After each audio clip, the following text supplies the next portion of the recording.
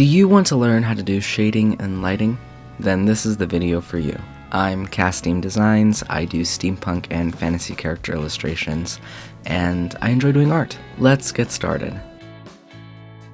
I just use a really simple layer system. I like to break up all the different components like base color, shading, lighting, that sort of thing. It is also important that you draw your contour lines on your object.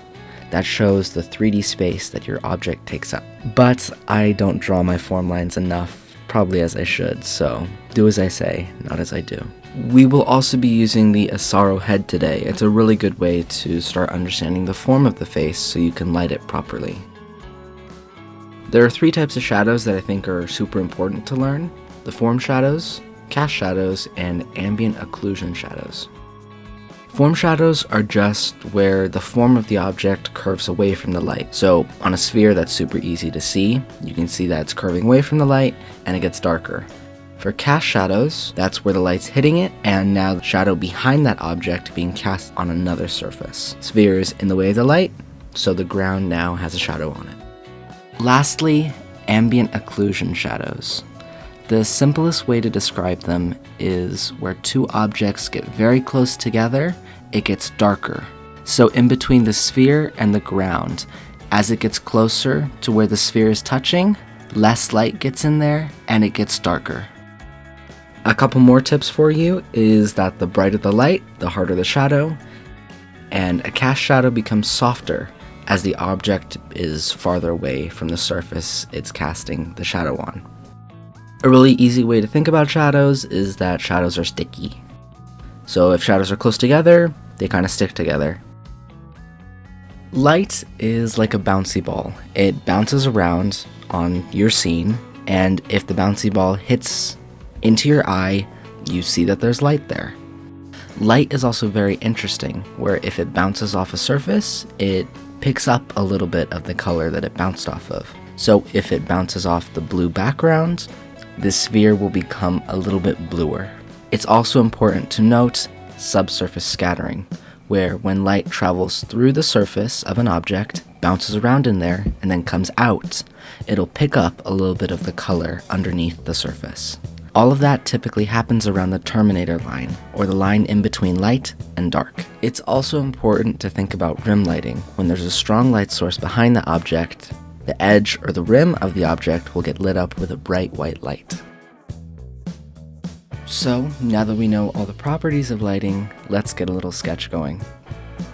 So, now that we know how to do shading and lighting, I invite you to get a pencil and paper out or your digital art program and try and practice it.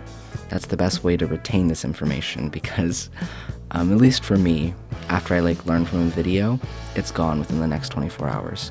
So do try and practice it, see what you can do, and even if it's not the best for your first time, you're learning, and that's what's important.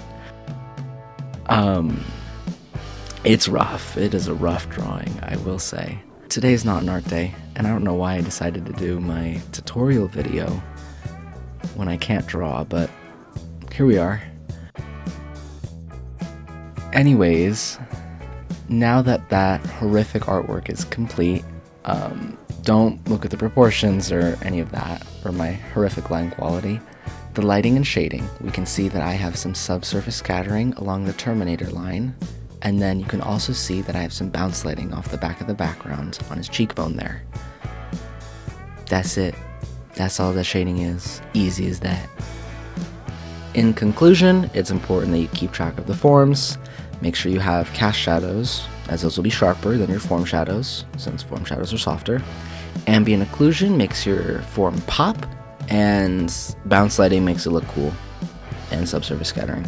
Thank you guys so much for watching. Make sure you stay till the end to watch the bloopers. I've mostly been doing short form content on my channel, so I wanted to try some long form content, so please comment below on what you think I could improve, change, and make better. Anyways, here's the bloopers.